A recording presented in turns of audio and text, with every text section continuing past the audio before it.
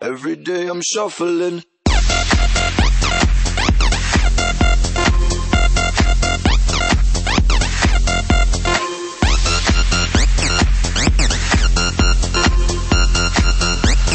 Shuffling.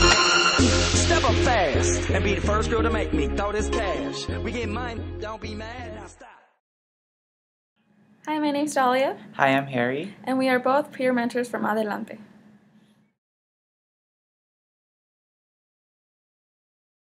Racial microaggression is defined as a verbal or nonverbal insult, usually directed to a group of people, and is usually done unthinkingly.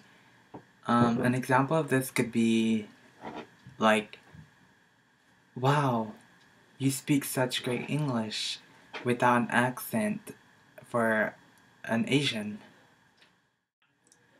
Being a mentor at Jackson Elementary, I did get to see a type of microaggression. It was a day where I was in class and they were doing math. The teacher asked a question and the students started raising their hand. But there was one specific kid, and he was Hispanic, that responded without raising his hand that he knew the answer and the teacher should pick him. But the teacher responded with, "No, I don't think you know the answer," and picks a different student. With that, I went to check his paper to see if he was right, and he was right.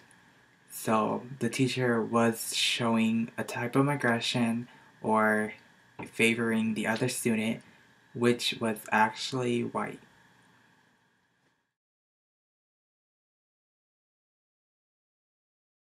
Color blindness is defined as the idea that race does not matter and people should not notice or judge people by the color of their skin, and that this will supposedly lead to an environment of racial equality. But in fact, this is not true, because if we don't consider being color conscious, this will make privilege invisible, and this leads to whites feeling good about themselves.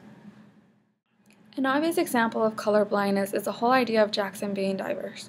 We all know that they want to incorporate a dual emergence program to their curriculum, but in fact, what will happen once the kids hit high school, once they don't have this kind of environment?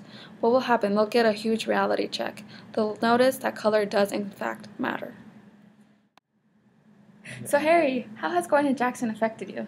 Going to Jackson has affected me a lot. It made me more aware of the things I do see in my everyday life, and it just gives it a name. Like, I could see color blindness and racial microaggression, and I do know what it is instead of not knowing what the real thing is.